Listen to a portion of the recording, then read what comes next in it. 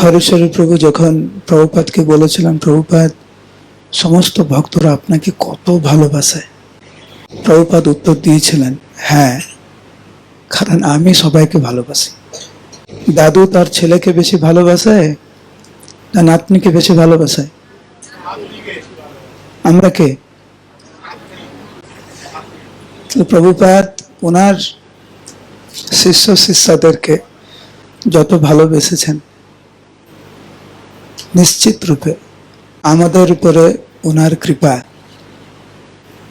কোনো অংশ কম নয়। শুধু প্রশ্ন হচ্ছে আমরা এটা নিতে পারছি কিনা। আমরা একটু আগে শ্রবণ করছিলাম কিভাবে ছিল প্রভুপাদ 1977 সালে বোম্বেতে, যদিও সেই দক্ষিণের ব্রাহ্মণ ব্যাঙ্গালোর থেকে উনি এসেছিলেন, উনি প্রভুপাদকে অনুরোধ করেছিলেন যে আপনার বিগ্রহটা মন্দির থেকে সরিয়ে দেয়া হোক,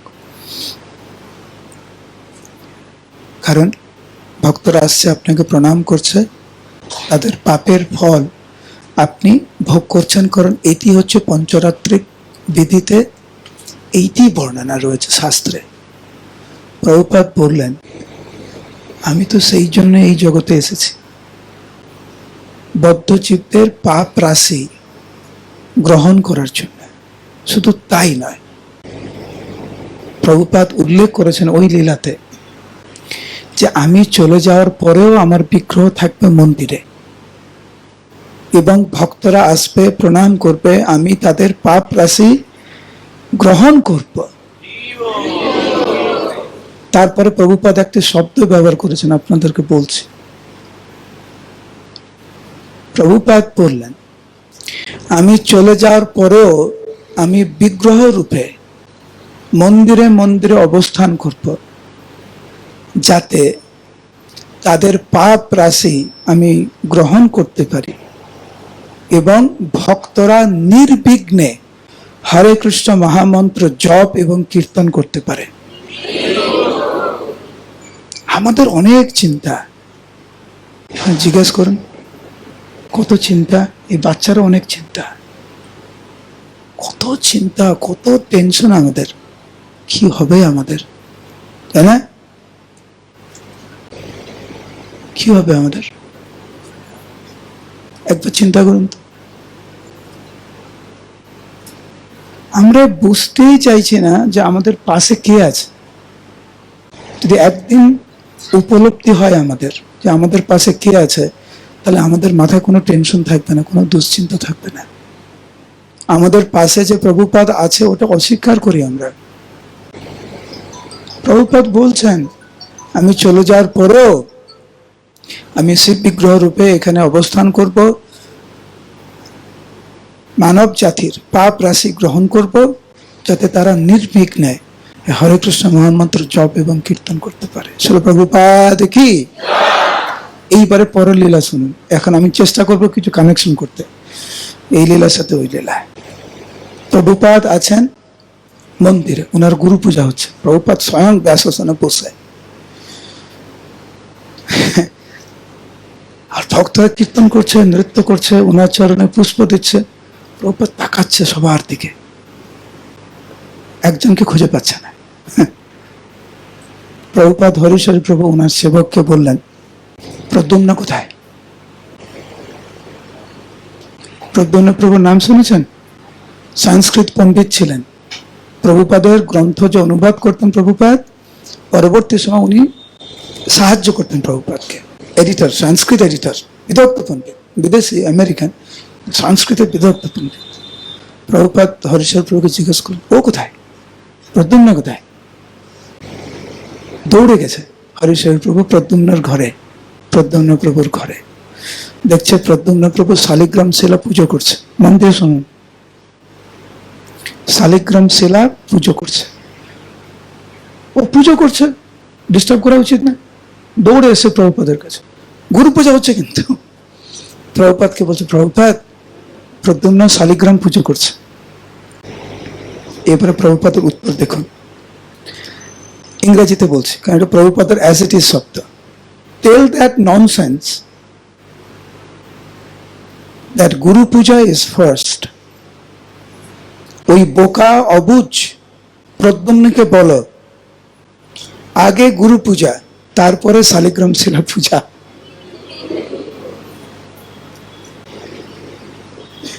গুরু মহারাজ ছিলেন আমার পরমারাধ্য গুরুদেব শ্রী স্বামী জয়প্রতাপ স্বামী গুরু মহারাজ, কলকাতায় ছিলেন।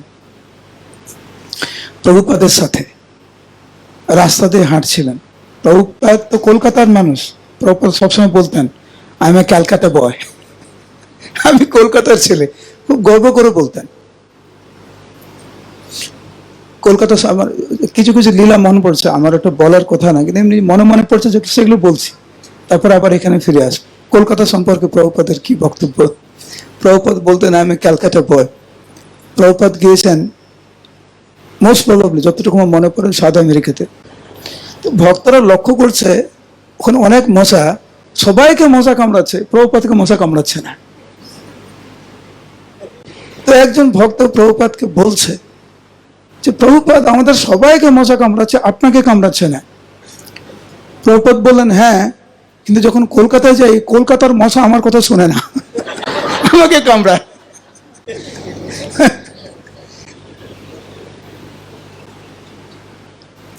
গুরু মহারাজ এসেছেন, প্রভুপাদের সাথে হাঁটছিলেন সকালে প্রাতঃ ভ্রমণে। একজনের বাড়ি দেখে প্রভুপাদের মনে পড়লো আরে ইনি তো, একে আমি চিনি তো, এই বাড়িতে যারা থাকে যিনি থাকেন আমি চিনি। প্রভুপাদ আগে থেকে কিছু না বলেই সিদ্ধান্ত নিয়ে ওখানে যাবেন। ঘরে চলে গেছে ওনার বাড়িতে, দরজার বেল ভক্তরা টিপেছে।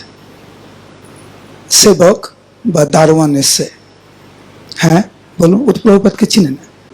তো প্রভুপাদ বললেন তোমার বাবুকে, শব্দ ব্যবহার করছেন বাবু, বাংলাতে বাবু, তোমার বাবুকে বলো ভক্তি বেদান্ত স্বামী এসেছেন। দারোয়ান বা সেবক গিয়েছে বাবুকে বলেছে যে ভক্তি বেদান্ত স্বামী এসেছেন আপনার সাথে দেখা করতে।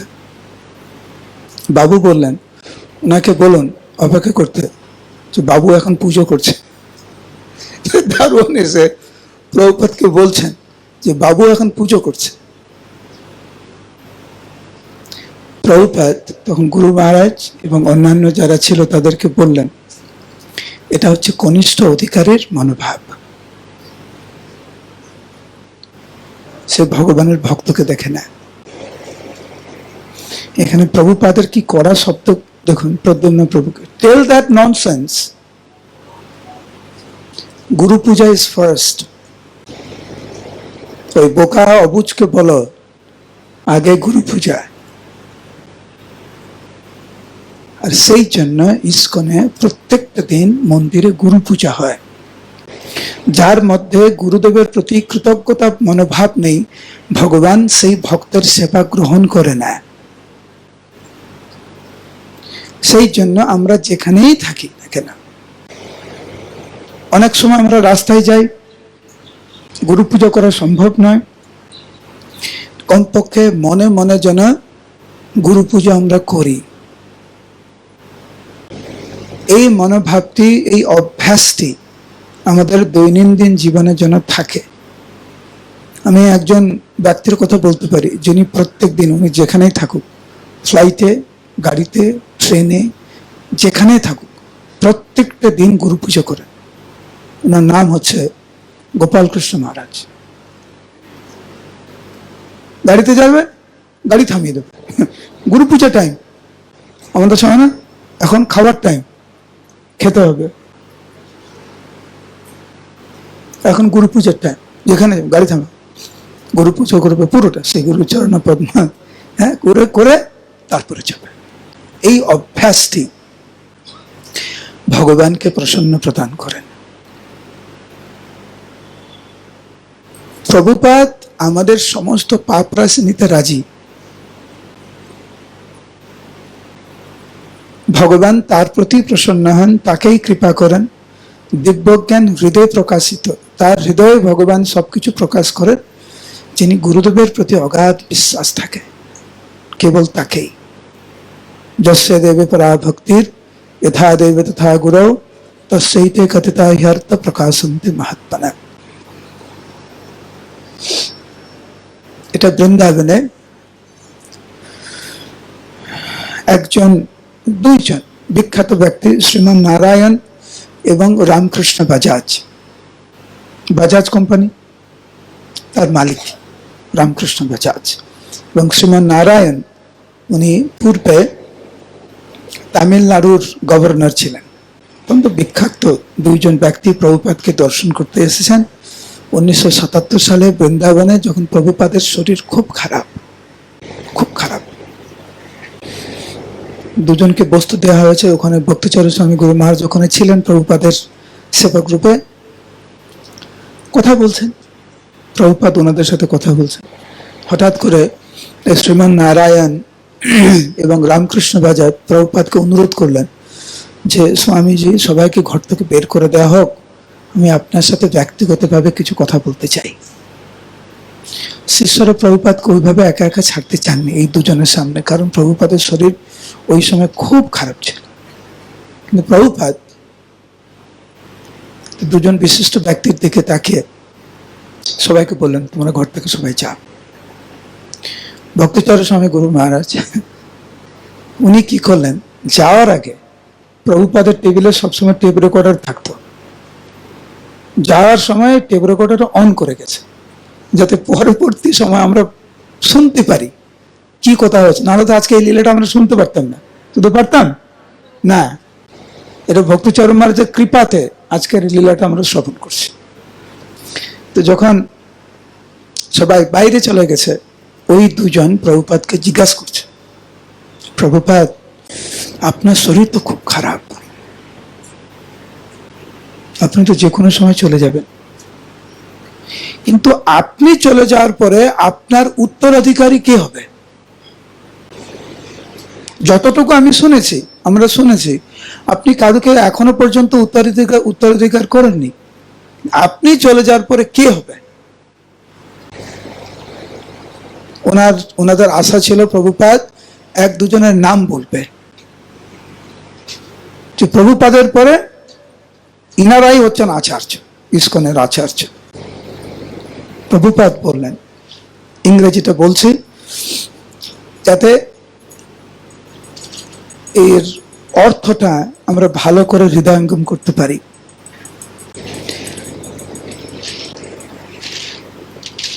উত্তরাধিকারী ইংরেজি হচ্ছে লেগেসি।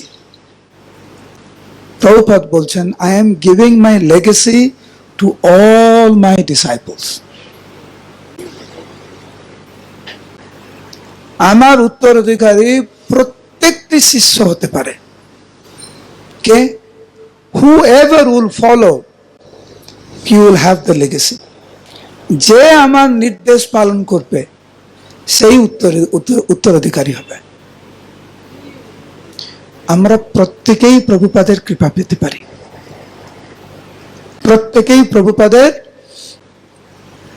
আশীর্বাদে, প্রভুপাদের নির্দেশ মতো আমরা সারা বিশ্বে মহাপ্রভুর বাণী প্রচার করতে পারি, যদি আমরা শিল প্রভুপাদের শিক্ষাকে হৃদয়ে ধারণ করি। যে কেউ এবং কারা, তাদের মধ্যে দুটি গুণ প্রভুপাদ বর্ণনা করেছেন। এটা সবাইকে অনুরোধ করব মন দিয়ে শুনতে। ভক্তিচরণ মহারাজ ছিলেন বোম্বেতে। ওই সময় ওনার একজন জ্যেষ্ঠ গুরুভ্রাতা ওনাকে খুব করে শাসন করেছে, খুব বকা দিয়েছে। আপনারা বকা খান? লক্ষ্মীকান্ত প্রভু বকা দেয়? দেয়? সবাই মাথা নাড়ছে। তো বকা দিয়েছে। বকা না খেলে আমরা বড় হবো কি করে? শাসন না পেলে আমরা বড় হবো কি করে? যাই হোক, ওই জ্যেষ্ঠ গুরুভ্রাতা ভক্তিচরণ স্বামী গুরু মহারাজকে এমন বকা দিয়েছে যে স্বাভাবিকভাবে ভক্তিচরণ স্বামী গুরু মহারাজের একটু মন খারাপ। স্বাভাবিকভাবে উনি যদি চাইতেন উনি কিন্তু প্রভুপাদকে বলতে পারতেন, কারণ প্রভুপাদের খুব প্রিয় ছিলেন উনি, কিন্তু কিছু বলেনি। সেবার জন্য যখন প্রভুপাদের ঘরে এসেছে, প্রভুপাদ তো সব জানে, প্রভুপাদ বললেন, sign of one's advancement is not what position one is holding. একজন ভগবত ভক্ত ভগবত ভক্তিতে কতটা অগ্রগতি লাভ করেছে সেটা তার পদ দেখে বোঝা যায় না। ও এই প্রভু বড় ইনচার্জ, সেই জন্য ভগবত ভক্তিতে উনি এত উন্নত না। পদ দেখে বোঝা যায় না কে কতটা উন্নত। কি দেখে বোঝা যায়? But how humble and tolerant one is. একজন ভগবত ভক্ত কতটা বিনয় এবং কতটা সহ্য করতে পারে সেটা থেকে বোঝা যায় যে একজন ভগবত ভক্ত কতটা উন্নত। লক্ষ্মীগোবিন্দ প্রভুর সামনেই বলছি একটা কথা, সেটা আজকে আমার মনে হয়েছে। আজকে আমি শ্রীহরি প্রভুকে আর বিনয় প্রভুকে বলছিলাম, আচ্ছা সকালে আমরা হাঁটতে গেছিলাম এই পার্কে, হেঁটে এসে দেখি না লক্ষ্মীগোবিন্দ প্রভু যেই ঘরে থাকে সেই দরজাটা খোলা। তো আমি ভাবেছি ও এসছে, গিয়ে দেখছি 3-4 জন ভক্ত সবজি কাটছে, ঘরে সবজি ভর্তি, মানে পুরো গোডাউন। আমি এখানে সবজি কেন? হাফ ঘর সবজি আর চাল ডালে মানে ভর্তি। তো বলছে না এইখানে এই শনি রবিবার এই ঘরটা গোডাউন হয়, সবজিতে ভর্তি, চাল ডালে ভর্তি। তো লক্ষ্মীকান্ত প্রভু কোথায় ঘুমায়? ওইখানে ঘুমায়, ওই কোনায় ঘুমায়। আমি কিছু বললাম না। তারপরে আমাকে বলা হলো আমার জন্য প্রসাদ রেডি। আমি এসছি, দেখছি লক্ষ্মীকান্ত প্রভু এইখানে মাদুরে শুয়ে আছে। তো 2-3 দিন ঠিক মতো ঘুমায়নিও উৎসবের জন্য, শুয়ে আছে। এখানে ভক্তরা যাতায়াত করছে, এখানে 1-2 জন মাতাজি মনে হয় মালা গাচ্ছে না কি করছে, ওখানে রান্না হচ্ছে, ও এখানে শুয়ে আছে, কারণ ওর ঘর তো নিয়ে নিয়েছে, ওর ঘরে এখন সবজি কাটছে। তো এখন এই ওপেন প্লেসে ঘুমিয়ে আছে। যার জীবন যাপন এরকম, সে ভক্ত। এটা একটা সহ্য করার একটি গুণ। যে সহ্য করবে, যার মধ্যে বিনয় ভাব থাকবে, সে প্রকৃত ভক্ত, সে প্রকৃত রূপে আধ্যাত্মিক জীবনে অগ্রগতি লাভ করছে। আমরা যে প্রভুপাদের লীলাগুলো শুনছি, এই যে ভক্তিচরণ মহারাজকে বলছেন, পদ দেখে বোঝা যায় না কে উন্নত, কে কত বিনয়, কে কতটা সহ্য করতে পারে। আমরা কম বেশি কিন্তু অনেক কিছু সহ্য করছি, সম্পর্কের ক্ষেত্রে অনেক কিছু সহ্য করছি, ভক্তদের ক্ষেত্রে অনেক কিছু সহ্য করছি। এটা কিন্তু বড় তপস্যা। ওই 2 হাত তুলে আঙুলের উপরে দাঁড়ানো একটা তপস্যা, আর সবার সাথে মিলেমিশে থাকা, এই যে কত বড় তপস্যা, অবর্ণনীয়।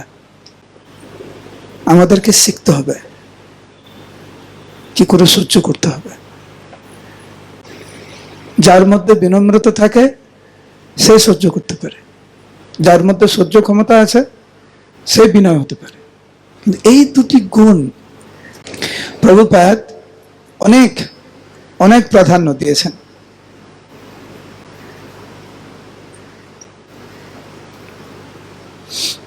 এবারে গুণের কথায়, আমাদের মধ্যে কি কোনো ভালো গুণ আছে? আছে? নাই। 1968 সাল, 1968, প্রভুপাদ গিয়েছেন সান ফ্রান্সিসকোতে, গিয়ে কয়েকজন ভক্তকে ব্রাহ্মণ দীক্ষা দিয়েছে। তার মধ্যে একজন হচ্ছেন তমাল কৃষ্ণ মহারাজ, নাম শুনেছেন? জয়ানন্দ প্রভু, নাম শুনেছেন? জয়ানন্দ প্রভুকে যিনি রথের আচার্য। প্রভুপাদ বলেছেন যে উনার তিরোভাব তিথি প্রত্যেকটি কেন্দ্রে যাতে উদযাপিত হয়, উনার ছবি যাতে রথে রাখা হয়, এটা প্রভুপাদের নির্দেশ। সেই জয়ানন্দ প্রভু এবং তমাল কৃষ্ণ মহারাজ 2 জনে একসাথে ব্রাহ্মণ দীক্ষা পেয়েছে। আপনারা জানেন যারা যারা ব্রাহ্মণ দীক্ষা পেয়েছেন, যখন ব্রাহ্মণ দীক্ষা দেওয়া হয় আপনাকে আপনার হাতে সেই পেপারটি দেয়া হয়, মানে ব্রাহ্মণ দীক্ষার যে যে মন্ত্র আমরা গায়ত্রী জপ করি, গায়ত্রী মন্ত্র আমাদের পেপার দেয়া হয় যাতে মুখস্থ করতে পারি আমরা পরে। হ্যাঁ কি না? কারা কারা ব্রাহ্মণ দীক্ষা পেয়েছে হাত তুলুন। পেপার পেয়েছেন তো? হ্যাঁ, জয়ানন্দ প্রভুকে পেপার দিয়েছে, কমল কৃষ্ণ মহারাজকে পেপার দিয়েছে। জয়ানন্দ প্রভু ওই গায়ত্রী মন্ত্র ঠিক মতো পড়তেই পারছে না, মানে ঠিক মতো উচ্চারণ হচ্ছে না। এখানে আসা যাওয়া আসা দরকার খুব, করো না, খারাপ আসলে আমার তো ডিস্টার্ব হয়। তো জয়ানন্দ প্রভু গায়ত্রী মন্ত্র একটু পড়তে পারছে, মানে উচ্চারণটাও একটুও হচ্ছে না। তমল কৃষ্ণ মহারাজের কাছে গিয়েছে, গিয়ে বলছে যে আমি না ঠিক মতো গায়ত্রী মতো উচ্চারণ করতে পারছি না, তো আমি প্রভুপাদের কাছে যাব, প্রভুপাদ যদি আমাকে একটু শিখিয়ে দেয় তো খুব ভালো। তমল কৃষ্ণ মহারাজ তুমি যা, শুধু কোথায়, না না না তুমি আমার সাথে চলো, তোমার একা একা যেতে কেমন লাগছে, তুমি আমার সাথে চলো। তো গিয়েছে দুইজন, তমল কৃষ্ণ মহারাজ আর জয়ানন্দ প্রভু। প্রভুপাদ বললেন ইয়েস, কি চা? তমল কৃষ্ণ মহারাজ বলছেন প্রভুপাদ জয়ানন্দ বলছে ও গায়ত্রী মন্ত্র পড়তে অসুবিধা হচ্ছে, আপনি যদি একটু সাহায্য করেন। প্রভুপাদ বললেন ঠিক আছে বসো, বলো পড়ো, পড়তে শুরু করো। জয়ানন্দ প্রভুর উচ্চারণটা আমেরিকান তো, কিছু কিছু আমেরিকান ভক্ত দেখবেন আমাদের থেকে ভালো সংস্কৃত উচ্চারণ করে, আর কিছু কিছু ভক্ত ওদের উচ্চারণ করতে একটু অসুবিধা হয়। তো জয়ানন্দ প্রভু ওরকম ভক্ত ছিলেন যার সংস্কৃত উচ্চারণ একদম হচ্ছিল না। যেই বলতে শুরু করেছে প্রভুপাদের এত হাসি পেয়েছে জয়ানন্দ প্রভুর উচ্চারণ শ্রবণ করে, প্রভুপাদ খুব হাসছে, বারবার চেষ্টা করছেন হচ্ছেই না। তারপর লাস্টে প্রভুপাদ বললেন এ হোপলেস, মানে তোমার দ্বারা হবে না, তোমার দ্বারা হবে না। তারপরে প্রভুপাদ কি বললেন শুনেন। প্রভুপাদ বললেন বাড়ি চোখে ঠিক আছে, কোনো অসুবিধা নেই, তুমি যেরকম উচ্চারণ করছো ওই রকমই উচ্চারণ করো। You are so sincere that Krishna will accept it. যে তুমি যেহেতু কৃষ্ণের সন্তুষ্ট বিধানের জন্য করছো, তোমার সেবা কৃষ্ণ গ্রহণ করবে। মহাপ্রভু এরকম একটা লীলা আছে, অনেক বড় লীলা মহাপ্রভু, বাট এইটি হচ্ছে শিক্ষা। আমাদের মনোভাব, আমাদের আচরণ, আমাদের মধ্যে অনেক খারাপ গুণ থাকতেই পারে, থাকবে, কলের দোষ ও নিধের আছে, কিন্তু কেউ যদি ঐকান্তিক ভাবে ভগবানকে খুশি করার চেষ্টা করে, তার হয়তো উচ্চারণ ঠিক না,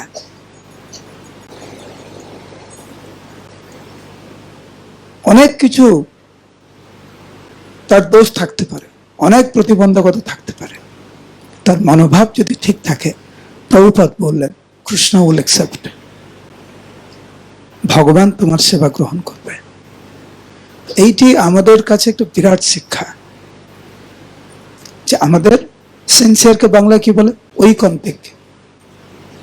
ঐকান্তিক, আমরা যদি ঐকান্তিক হই, ভগবান আমাদের সেবা গ্রহণ করবে। সুন্দর রাজভোগ রান্না করলাম, ঠাকুর ঘরে আসলাম, কৃষ্ণা দেখো তোমার জন্য কি রান্না করছি, খেলাম। দেখেছেন লরির পিছনে লেখা থেকে বাংলাতে, মা মা টাকা দে নাহলে দেখা দে, দেখেছেন এটা? হ্যাঁ, মা টাকা দে নাহলে দেখা দে। ওই মনোভাব নিয়ে মা কখনো দেখা দেয়? তো ওই মনোভাব নিয়ে কৃষ্ণ আমাদেরকে দেখা দেবে না, কৃষ্ণ আমাদের সেবা গ্রহণ করবে। কিন্তু সুদামা বিপ্র সাধারণ জিনিস নিয়ে গেছিলেন কৃষ্ণের জন্য, কৃষ্ণ সেটা চেটে পুটে খেয়েছে।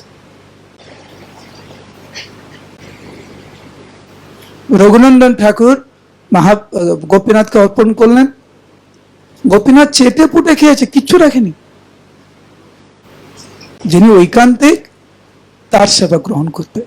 আমরা বাহ্যিকভাবে অনেক নিপুণ হতে পারি অনেক কিছুর বিষয়, ঐকান্তিকতা যদি না থাকে গ্রহণ করবে।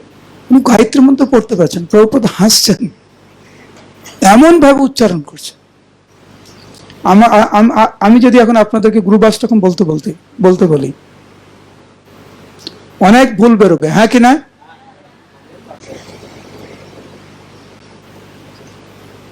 আমি শুনেছি অনেক গুরুবাষ্টকম, আমার তো অবাক লাগে, কি বলছে যে গুরুবাষ্টকম না অন্য কোনো অষ্টকম। কিন্তু উনি কতটা ঐকান্তিক আমি তো জানি না। নিশ্চিত রূপে গুরুদেব ওনার প্রার্থনা গ্রহণ করছেন, উনি ঐকান্তিক। আমাদের উচ্চারণ ঠিক নাও হতে পারে, ঐকান্তিক যদি থাকে, ঐকান্তিকতা যদি থাকে তো গ্রহণ করবে। একবার প্রভুপাদ একটি লাড্ডু দিয়েছিলেন তমাকৃষ্ণ মহারাজকে। প্রভুপাদ লাড্ডুটা দিয়েছেন, প্রভুপাদ চাইছিলেন তমালকৃষ্ণ মহারাজ প্রভুপাদের সামনেই সে লাড্ডুটি খাক। তমালকৃষ্ণ লাড্ডুটি খেয়েছে। প্রভুপাদ জিজ্ঞেস করছে, কেমন হয়েছে লাড্ডুটি? মনে হচ্ছে প্রভুপাদ লাড্ডুটি নিজেই বানিয়েছে। কেমন হয়েছে লাড্ডুটি? তমালকৃষ্ণ মহারাজ তখন বললেন, আউট অফ দিস ওয়ার্ল্ড। এইরকম লাড্ডু এই পৃথিবীতে পাওয়া যাবে না, আউট অফ দিস ওয়ার্ল্ড। মানে এরকম স্বাদ, এরকম সুস্বাদু লাড্ডু ভগবত ধামে পাওয়া যেতে পারে, এইখানে পাওয়া সম্ভব নয়। প্রভুপাদ উত্তর দিলেন, হ্যাঁ, এই লাড্ডুটি তোমাকে যেটা দিলাম, মা যশোদা ঠিক এইরকম লাড্ডু বানায় কৃষ্ণের জন্য। আমি যখন এই লীলাটি আমি মানে সরাসরি তমলকৃষ্ণ মহারাজের থেকে শুনেছিলাম, কারণ তমলকৃষ্ণ মহারাজের লীলা এটা। সাধারণত প্রভুপাদের লীলা যেগুলো আমি বলি, অন্যরা কে কি বলছে আমি বলি না, ওই লীলাগুলো আমি বলি না। সরাসরি যেটা শুনেছি, হয় ওনাদের সামনে থেকে বা ভিডিওর মাধ্যমে, ভক্ত বেদান্ত এই যে বিবিটি থেকে যেগুলো ছেড়েছে ওনারা নিজেরা বলছে, সেই লীলাগুলো আমি বলি। কারণ আমার ভয় লাগে, অনেকে অনেক কিছু লীলা বলে, আমি বুঝতে পারি না এটা কি অথেন্টিক কি অথেন্টিক না। আমি যে লীলাগুলো বলি, প্রভুপাদের লীলাগুলো সেই শিষ্যরা যেখানে ছিলেন ওনাদের মুখ থেকে শোনা সরাসরি, না হলে ওনাদের ভিডিও থেকে শোনা, সেগুলো বলছে। এটা তমলকৃষ্ণ মহারাজের থেকে আমি নিজে শুনেছি। প্রভুপাদ বললেন যে মা যশোদা, এই রেসিপিকে কি বলে বাংলাতে? রান্না করার রেসিপি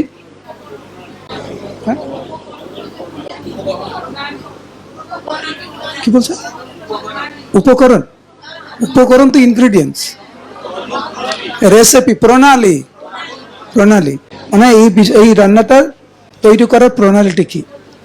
তো প্রভুপাদ বললেন এই লাড্ডু মা যশোদা কৃষ্ণের জন্য তৈরি করে।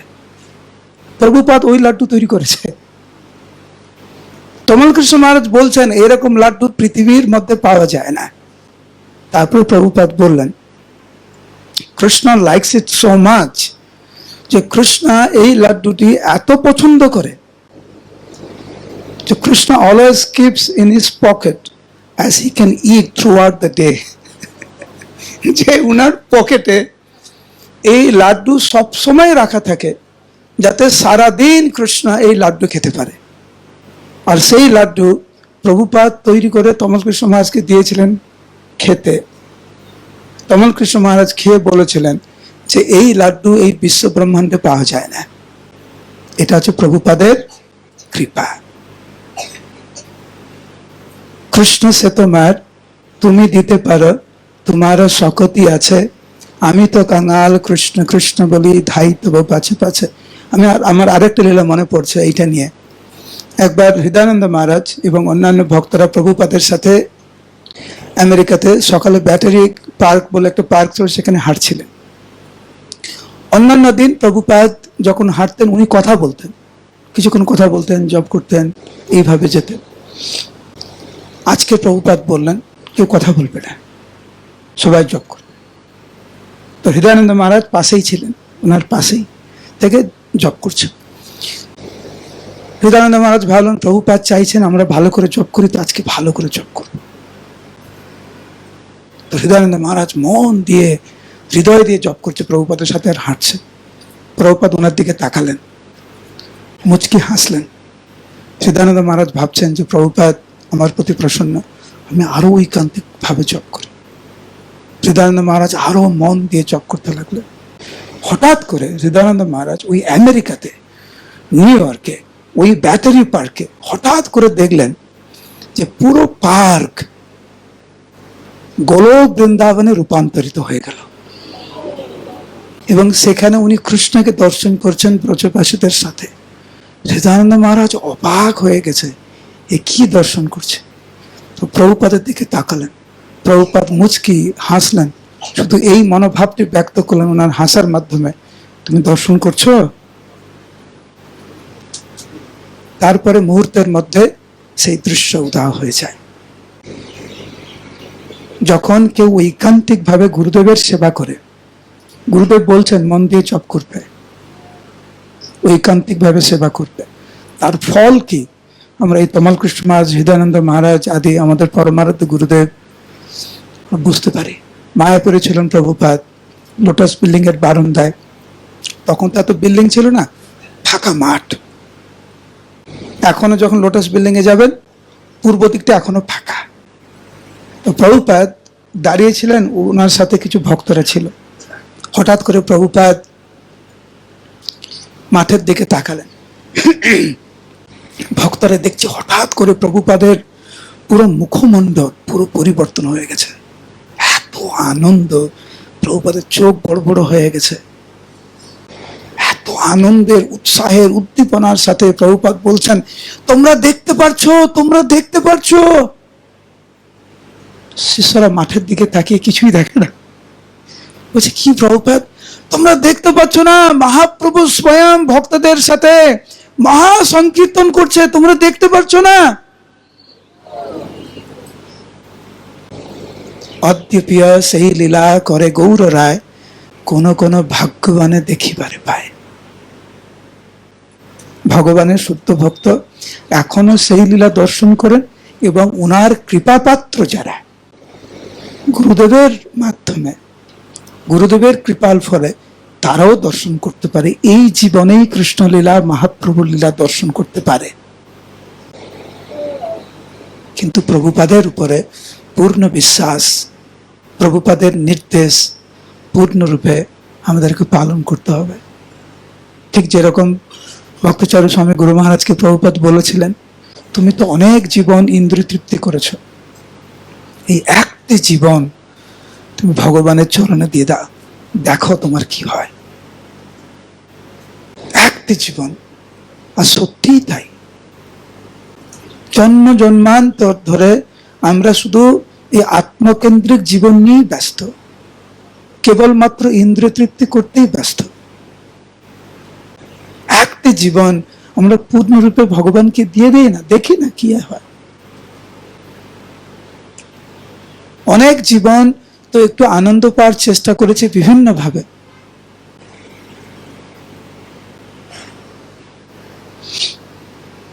এটা একটি গুরুত্বপূর্ণ লীলা। এখন যেটা বলতে, আমার সময় শেষ, হ্যাঁ একটা বাজে, তো ঠিক আছে এইটা বলে শেষ করে দেবো। এই লীলাটি মন দিয়ে শুনবেন, খুব ইম্পর্টেন্ট লীলা। নাম বলছি, আমার পরে পরে আপনার নামগুলো বলুন।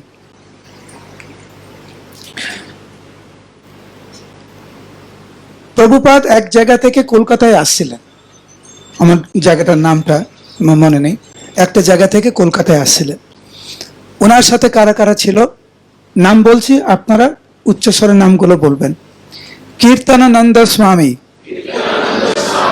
মাধুদ্বিষ স্বামী, দেবানন্দ স্বামী, কার্তিকেয় স্বামী, তমাল কৃষ্ণ দাস অধিকারী, সবাই সন্ন্যাসী, একজন গৃহস্থ, তার নাম, উনি এখনো গৃহস্থ। পরবর্তী সময় উনি সন্ন্যাস নিয়েছেন, কিন্তু এখন উনি গৃহস্থ। এখন প্রভুপাদ জিবিসি তৈরি করেছেন সবে। কে কোন দেশ নেবে সেটা নিয়ে আলোচনা হচ্ছে। আর প্রভুপাদ নতুন করে ভারতবর্ষে প্রচার করা শুরু করেছেন। আর প্রভুপাদের খুব ইচ্ছা, এখন বিদেশে প্রচার হয়েছে, এখন ভারতবর্ষে ভালো করে প্রচার হোক। তমাল কৃষ্ণ মহারাজ মনে মনে ভাবছে, প্রভুপাদ নিশ্চিত রূপে ভারতবর্ষে প্রচার করতে চাইছে, মানে ভারতবর্ষে অনেক সময় কাটাবে। তাহলে আমি যদি ভারতবর্ষের জিবিসি হই, তাহলে প্রভুপাদের অনেক সান্নিধ্য পাবো। তো উনি নিজে থেকে তমাল কৃষ্ণ মহারাজ প্রভুপাদকে বলেছেন, আপনি যদি চান প্রভুপাদ, আমি ভারতবর্ষ নিতে পারি। প্রভুপাদ খুব খুশি মনে বলেন, হ্যাঁ তুমি ভারতের জিবিসি। কিন্তু এর মানেটা যে কি, এটা তমাল কৃষ্ণ মহারাজ জানতেন না। হয়ে গেছে তমাল কৃষ্ণ মহারাজ ভারতবর্ষের জিবিসি। এখন প্রভুপাদের অনেক আশা ভারত নিয়ে, ভারতবর্ষের প্রচার নিয়ে। প্রভুপাদ বললেন, এই যে লাইফ মেম্বার প্রোগ্রাম শুরু করো, মন্দির করতে শুরু করো, ফার্ম কমিউনিটি ইত্যাদি ইত্যাদি। আর তমাল কৃষ্ণ মহারাজ দিন রাত এক করে পরিশ্রম করে যাচ্ছেন। কিছু ভক্তের সাহায্যের দরকার। ওখানে কে আছে? কীর্তনানন্দ স্বামী, মধুদ্বেষ স্বামী, দেবানন্দ স্বামী, কার্তিকেয় স্বামী। তমাল কৃষ্ণ মহারাজ ভাবছেন, এত সন্ন্যাসীরা আছে, একটু সাহায্য চাইলে একটু সাহায্য পাওয়া যাবে। একজন মহারাজের কাছে যায়, হরে কৃষ্ণ মহারাজ, উনি তো গৃহস্থ, হরে কৃষ্ণ, উনি জীবিসি কিন্তু উনি গৃহস্থ। কীর্তনানন্দ মহারাজ, আমার এই জায়গায় একটু সাহায্যের দরকার, আপনি একটু দায়িত্ব নিয়ে করবেন। না না না, আমি করতে পারবো না, আমি তো সন্ন্যাসী। আরেকজনের কাছে যায়, তার থেকে সাহায্য চায়। সে বলে, আমি তো সন্ন্যাসী। শ্রী শ্রী গৌরনিতাই কি, আমি তো সন্ন্যাসী। এই করে যার কাছে যায়, তিনি বলেন, আমি সন্ন্যাসী, আমি এসব করতে পারবো না। এখন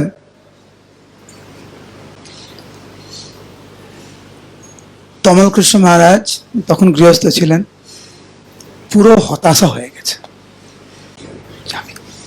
প্রভুপাদের এই নির্দেশ মতো এই ভারতবর্ষকে কিভাবে গড়ে তুলব, পুরো হতাশাগ্রস্ত হয়ে পুরো ভেঙে পড়েছে প্রভুপাদ 2 সপ্তাহের মধ্যে।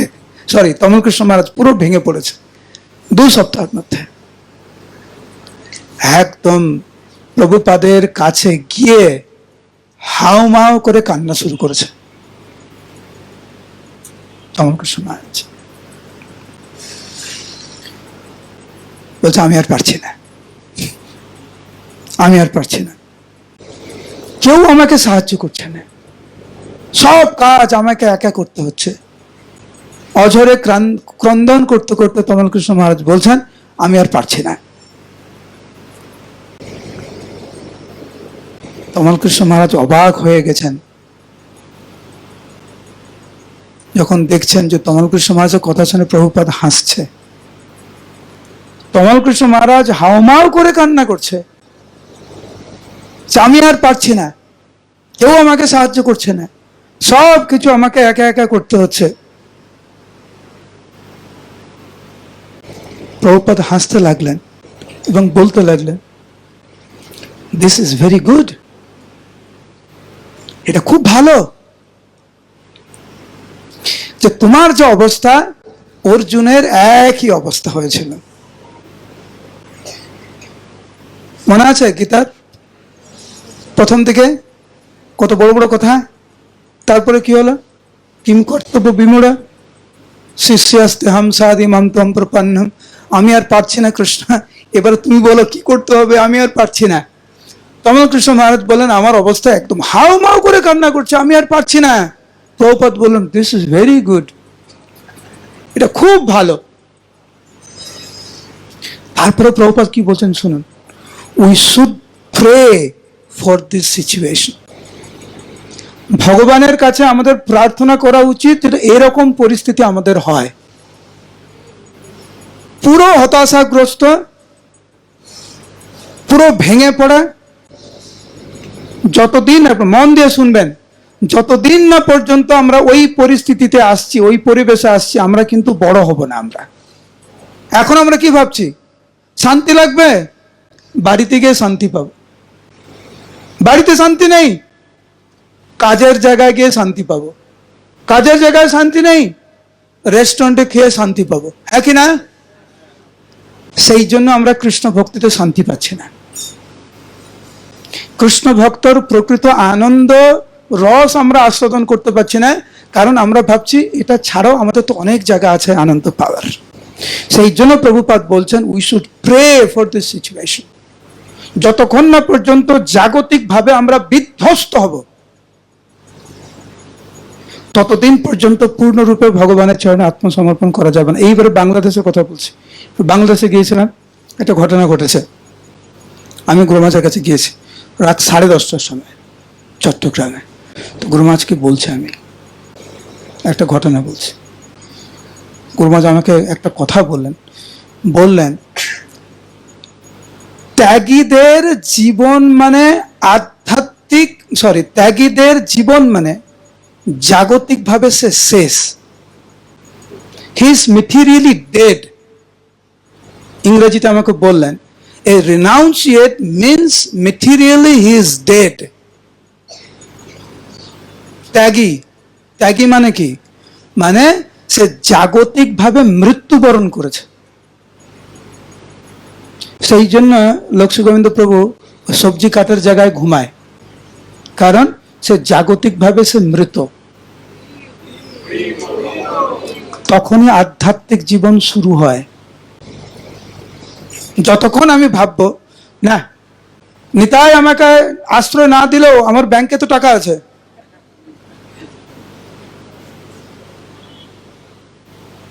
হরিনামে আমি আস্বাদন না করতে পারি, কিন্তু যখন পিজা খাই, পাস্তা খাই, তখন তো ঠিকই আছে। আমি আবার বলছি, যতক্ষণ না পর্যন্ত আমরা জাগতিক দিক দিয়ে বিধ্বস্ত হব আমরা, ততদিন কিন্তু কৃষ্ণ প্রেম আমরা পাবো না, রস আস্বাদন করতে পারবো না। সেই জন্য প্রভুপাদ বলছেন we should pray for this situation. We should be, এবার এগুলো এক্স্যাক্টলি প্রভুপাদের শব্দ, কারণ এগুলো তমল কৃষ্ণ সমাজের লীলা। We should be so constantly engaged in Krishna's service that Maya can't enter. তুমি যেভাবে সেবায় নিয়োজিত আছো, ওইভাবেই তোমাকে সেবায় নিয়োজিত থাকতে হবে, তাহলে মায়া প্রবেশ করতে পারবে না। তারপরে প্রভুপাদ বললেন ইউ আর ভেরি ফরচুনেট, তুমি অত্যন্ত ভাগ্যবান ব্যক্তি। ছিল প্রভুপাদ কি, তমল কৃষ্ণ মহারাজ কি। তারপরে প্রভুপাদ একটি উদাহরণ দিলেন, যেটা তমল কৃষ্ণ মহারাজ বুঝতে পারবে না, হয়তো তখন হয়তো বুঝতে পেরেছে, কিন্তু ইন্ডিয়া ছিল তো, আপনারা সবাই বুঝতে পারবেন। লক্ষ্মী গোবিন্দ দাঁড়া, লক্ষ্মী গোবিন্দকে দিয়ে আমি উদাহরণ দিচ্ছি। ধরুন প্রভুপাদ একটা উদাহরণ দিয়েছে তমল কৃষ্ণ মহারাজকে, এইটা ট্রেনের সিট, ঠিক আছে? লক্ষ্মী গোবিন্দ, আমি একটা যাত্রী, তুমিও যাত্রী, তুমি একটু বসতে চাও, আমাকে কি বলবে?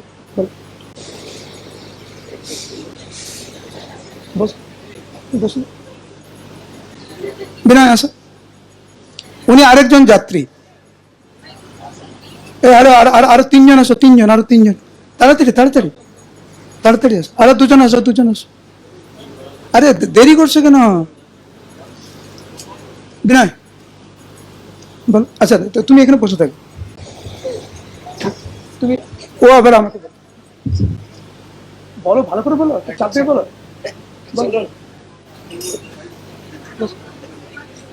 এবার তুমি ওকে বলো, তুমি আমাকে বলো,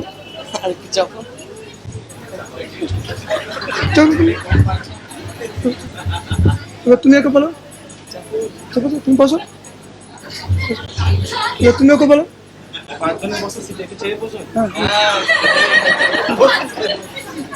এবার যা বুঝতে পেরেছেন কি হয়েছে? কারা কারা বুঝতে পেরেছে? Prabhupada বলছেন, Prabhupada gave an example of how in the Indian train, if you're sitting one skinny person, one looks at you and somehow other sits next to you, then he brings his kids, then his fat wife, and then you're just thrown out of your seat. মানে কি হয়, এই চাপাচাপিতে আপনি কি পাবেন? ভাই তোরা বস, আমি গেলাম, তাই না? তো একজন এসছে, তারপর তার বাচ্চাকে নিয়ে আসে, তারপর তার স্ত্রীকে নিয়ে আসে, তারপরে এই করে করে আপনার অবস্থা খারাপ। তো প্রভুপাদ বলছেন কৃষ্ণ ভক্তিতে এরকম, মায়ে একটু আসবে, তারপর বলে সুচ হয়ে ঢুকে আর এরকম আপনাকে পালাতে হবে, আপনার সিট আপনাকে পালাতে হবে। তুমি খুব ভাগ্যবান ব্যক্তি, প্রভুপাদ তমাল কৃষ্ণ মহারাজকে বললেন। তমাল কৃষ্ণ মহারাজ এটা শুনে প্রভুপাদের এই উদাহরণ, এই অনুপ্রেরণা পেয়ে কিভাবে ভারতবর্ষে প্রচার করেছেন, তার ফলস্বরূপ আজকের ইন্ডিয়াতে ভারতবর্ষে যে প্রচার হচ্ছে, প্রভুপাদের সময় মূল কাণ্ডারি ছিলেন, প্রভুপাদের সেনাপতি ছিলেন কিন্তু তমাল কৃষ্ণ মহারাজ। মায়াপুরের জমি কে কিনেছে? তমাল কৃষ্ণ মহারাজ। বোম্বেতে বলুন, কলকাতায় বলুন, যেখানে যেখানে, হায়দ্রাবাদে বলুন, সব জায়গায় তমাল কৃষ্ণ মহারাজের হাত। আমরা ওনার প্রতি কৃতজ্ঞ। আমার পরমারাধ্য গুরু মহারাজ যখন কলকাতার প্রেসিডেন্ট ছিলেন, ওনার জিবিসি ছিলেন তমাল কৃষ্ণ মহারাজ। কি মনোভাব নিয়ে সেবা করেছে। তো প্রভুপাদ বললেন আমাদের ভগবানের কাছে প্রার্থনা করতে হবে যদি ওইরকম পরিস্থিতিতে আমরা পড়ি।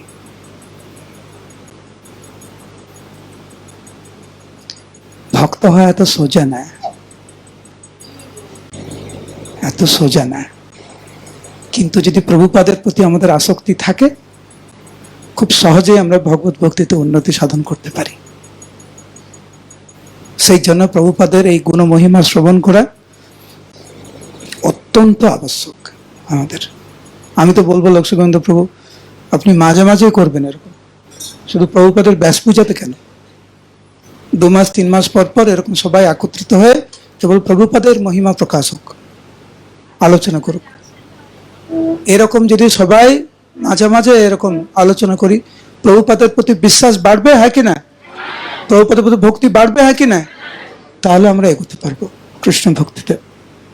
এবারে লাস্ট লীলা, ঠিক আছে, পরে আর বলবে না। ভক্তি সিদ্ধান্ত সরস্বতী ঠাকুরের তিরোভাব তিথি নিউ ইয়র্কে, দিনটা ছিল শুক্রবার। প্রভুপাদ বলছেন সকালবেলা প্রোগ্রামটা করো। তমাল কৃষ্ণ মহারাজ প্রভুপাদকে বলছেন, প্রভুপাদ সকালে না করে বিকালে করলে ভালো। কেন? বিকালে করলে অনেক লোক আসবে। তো প্রভুপাদ বললেন না, সকালে করো। তো ভক্তরা শুনছে এরকম একটা আলোচনা হচ্ছে, প্রভুপাদ বলছিলেন সকালে করতে, তমাল কৃষ্ণ মহারাজ বলছিলেন বিকালে করতে। প্রভুপাদ রীতিমতো যেরকম বলেছে সেরকম সকালে মন্দিরে চলে এসছে, প্রোগ্রাম শুরু করে দিয়েছে। প্রভুপাদ ভক্তি সিদ্ধান্ত সরস্বতী ঠাকুরের পিকচার ওখানে লাগিয়ে ফুলের মালাটা দিয়ে সাজিয়ে প্রভুপাদ লেকচার দিচ্ছে। 10:30 বাজে। প্রভুপাদ তমাল কৃষ্ণ মহারাজকে জিজ্ঞাসা করলেন, দেখো কিচেনে যাও, কিচেনে গিয়ে দেখো রান্না কত দূর এগিয়েছে। ভোগ নিবেদন করতে হবে তো, কারণ তাহলে প্রভুপাদ বুঝতে পারবে আর কতটা কি করতে হবে। তমাল কৃষ্ণ মহারাজ নিজে দৌড়ে গেছে কিচেনে, দেখতে কতটুকু রান্নার এগিয়েছে। দেখছে কিচেনে কিছুই হচ্ছে না, সবজি কাটা নেই, কিচ্ছু নেই, মানে গোডানে যেরকম ছিল সেরকম, মানে কিচেনে কোনো সেবা হচ্ছে না। আর প্রভুপাদ জিজ্ঞাসা করছে রান্না কতদূর এগোলো। কি বলবে প্রভুপাদকে? এসে তমাল কৃষ্ণ মহারাজ, প্রভুপাদ জিজ্ঞেস করলেন তো কতদূর এগিয়েছে? তমাল কৃষ্ণ মহারাজ বললেন, প্রভুপাদ কিচ্ছু প্রস্তুত নেই, কিচ্ছু না। প্রভুপাদ একটা শব্দ ব্যবহার করলেন না, নিজে কিচেনে গেলেন, নিজে কিচেনে গিয়েছে মানে সবাই দৌড়েছে। নিজে কিচেনে গিয়ে প্রপাত বলছেন তুমি এই সবজি কাটো, তুমি ওই সবজি কাটো, তুমি এই সবজি কাটো।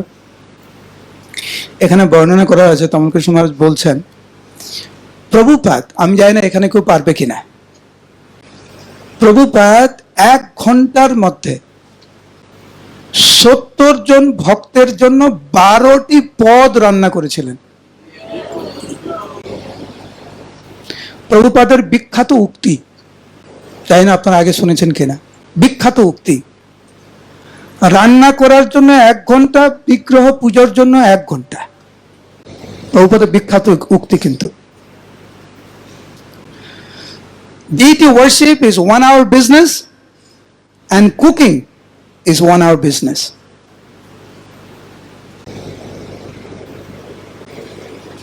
প্রভুপাদ সব কিছুতে পারদর্শী ছিলেন। একজন ভগবানের শুদ্ধ ভক্ত সব কিছুতে পারদর্শী। হরে কৃষ্ণ কৃষ্ণ কৃষ্ণ হরে হরে, হরে রাম রাম রাম হরে হরে। শিল প্রভুপাদ কি, ইসকন প্রতিষ্ঠাতা আচার্য শিল প্রভুপাদ কি, শিল প্রভুপাদের ব্যাস পূজা মহা উৎসব কি, ইসকন গুরু বৃন্দ কি, অনন্ত কোটি বৈষ্ণব বৃন্দ কি, সমবেত গৌর ভক্ত বৃন্দ কি, নিতাই গৌর প্রেমানন্দে।